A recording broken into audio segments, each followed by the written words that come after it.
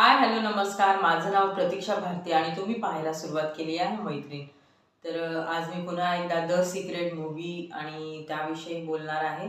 मागच्या वेळेला मी पहिला भाग आणलेला, आता हा दुसरा भाग आहे. तर काय असतं लॉ ऑफ अट्रॅक्शन, आकर्षणाचा सिद्धांत काय आहे? तर मागच्या व्हिडिओमध्ये आपण पाहिलेलंच होतं. तो जवळजवळ अर्धा भाग झालेला होता. त्यामुळे आणि मोठा व्हिडिओ झालेल्यामुळे मी हा दुसरा पार्ट आणलेला आहे. तर तुम्ही जर तो पिक्चर पाहिला नसेल तर नक्की पहा. खूप सुंदर आहे आणि तुमची जी कल्पनाशक्ती आहे किंवा तुमचे जे विचार आहेत ते बदलायला नक्कीच तो मूव्ही किंवा पिक्चर भाग पाडेल. आणि तुम्ही पुन्हा पुन्हा बघत राहाल आणि तुम्हाला नवीन ऊर्जा प्रत्येक वेळेला आल्यासारखी वाटणार आहे तो पिक्चर पाहताना. तो इतका सुंदर मूव्ही आहे ना, म्हणजे तुम्हाला असं वाटेल मी आता कोणती गोष्ट ठरवू आणि कोणती गोष्ट करू, किंवा असं काहीतरी विचार करत राहाल की तुम्हाला काहीतरी अचीव करायचं आहे. म्हणजे आणि तुम्ही ते कशाप्रकारे अचीव करू शकता ती मूव्ही पाहिल्यानंतर तुम्हाला एक असा रस्ता मिळणार आहे. तर नक्की पहा, खूप छान वाटेल. मग मी त्याविषयीच ह्या लॉ ऑफ अट्रॅक्शन व्हिडिओ हा आहे माझा, आणि आकर्षणाचा सिद्धांत काय असतो ते मी सांगणार आहे.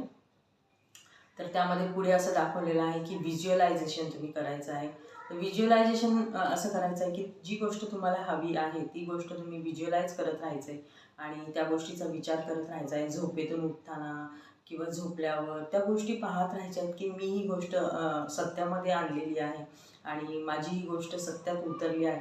तर त्यानुसारच त्या गोष्टी घडत जातील. आणि आकर्षणाचा सिद्धांत असा सांगतो की जेव्हा तुम्ही काही आकर्षित करता आणि ते चांगलं असो किंवा वाईट असो ते तुमच्याकडे येतं. त्यामुळे तुमचे जे अचिव्हमेंट्स आहे किंवा तुमचे जे गोल्स आहेत काही असतील ते तुम्ही व्हिज्युअलाइजद्वारे तुम्ही हे करून अचीव करू शकता. तर ती त्यामध्ये सांगितलेली एक गोष्ट आहे, लव्ह युअर सेल्फ. म्हणजे तुम्ही जेवढं स्वतःवर प्रेम कराल तर तेवढे तुम्हाला लोक तुमच्यावर प्रेम करतील. तर आधी स्वतःवर प्रेम करायला शिका तुम्ही. आणि स्वतःविषयी म्हणजे मी असाच आहे, मी तसंच आहे, मी अशीच आहे, मी तशीच आहे असं बोलत नका जाऊ. किंवा मी हे नाही करू शकत, मी ते नाही करू शकत, मी सगळं करू शकते, मला जे वाटतंय त्या गोष्टी मी करू शकते. म्हणजे माझ्यात एवढी धमक आहे की मी ज्या गोष्टी ठरवते त्या करू शकते असं त्यामध्ये दाखवलेलं आहे. त्यामुळे लव्ह युअर सेल्फ.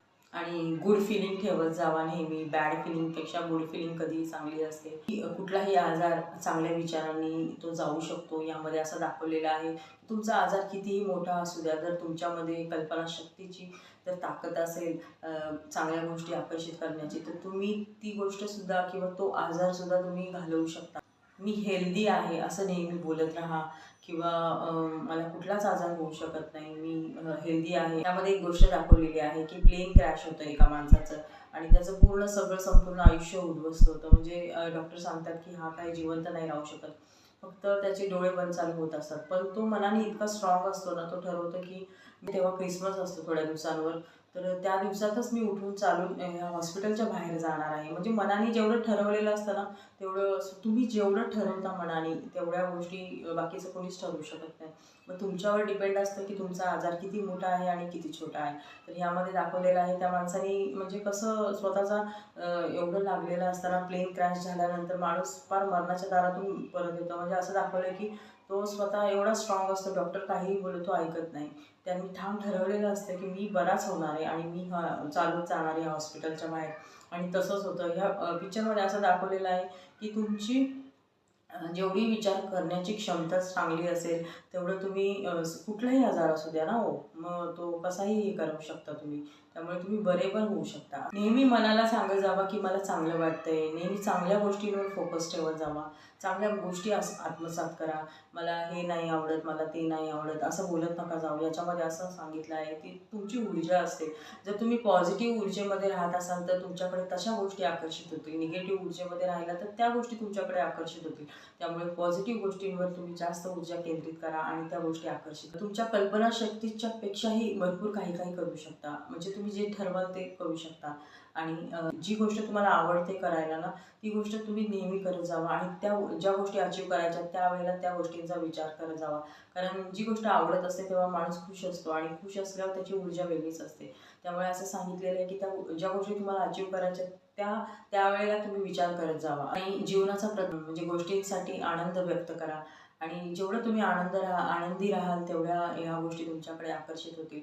आणि याच्यामध्ये असं सांगितलं आहे की लोकांनी विचारलं पाहिजे, म्हणजे ह्या माणसाकडे असं काय आहे जो एवढा आनंदी आहे आणि एवढं ह्या गोष्टी त्याच्याकडे आकर्षित होतात, असं विचारलं पाहिजे तुम्हाला. तुमचा जन्म हा जो आहे तो काहीतरी करण्यासाठी झालेला आहे आणि त्याच्यामुळे काहीतरी आयुष्यात आले तर तुम्ही करा. तुमचं जे नाचणं आहे, तुमचं जे गाणं आहे, तुमच्या गोष्टी तुम्हीच करू शकता. तुम्ही तुमच्या भाग्याचे विधाते आहात. तुम्ही सगळ्यात वेगळे आहात, कारण तुम्हीच आहात ना. प्रत्येक माणसाच्या आयुष्यात ज्या आकर्षित गोष्टी असतात त्या वेगळ्या असतात. प्रत्येकाला सेम गोष्टी नको असतात ना. म्हणजे कोणाला पैसा हवा आहे तर कोणाला काही गोष्टी अचीव्ह करायच्या असतात.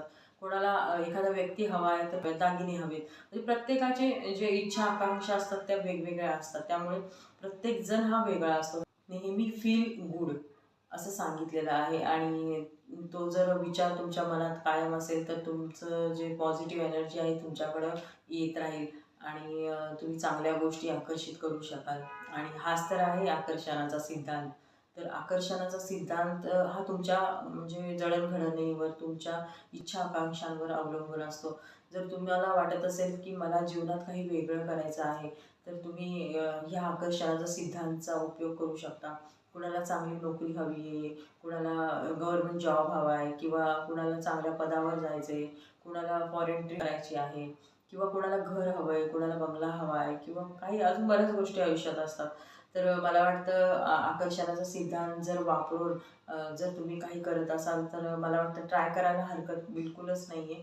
आणि या गोष्टी तसंही बऱ्याच जणांच्या सक्सेसफुल झालेल्या आहेत. याच्यामध्ये बऱ्याच टेक्निक आहेत, आपण तेही पुढे पाहणार आहोत.